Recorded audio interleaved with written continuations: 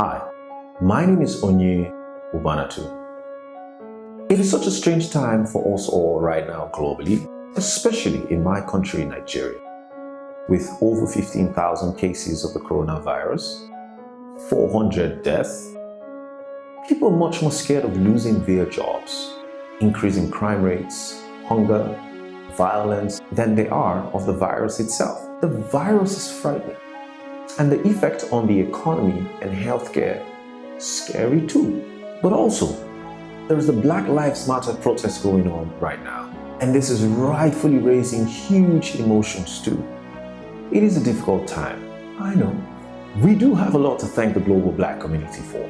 Our culture and Black excellence is part of the major force that drives our societies every day, from healthcare to fashion to music to art, but to name a few.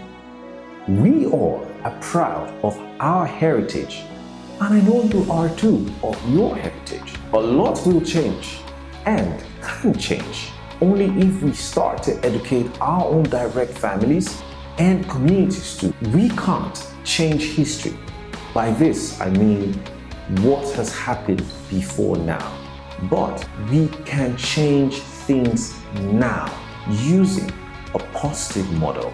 And this is why I'm bringing a new movement to your attention growing here in Nigeria and across the world called #Kind20 movement, which started only last month but yet has over 1.6 million hits and followers from 22 countries, and it could possibly provide a much needed antidote to the extension of this COVID-19 pandemic called racism. This is what we can all do right now. Let's listen to ourselves more.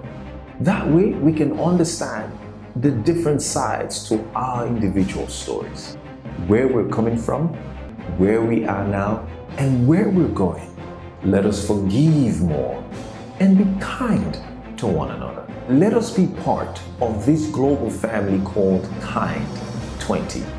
And by the time we reach the end of this year, we will transform racism into kindness, and mankind can evolve into kind man.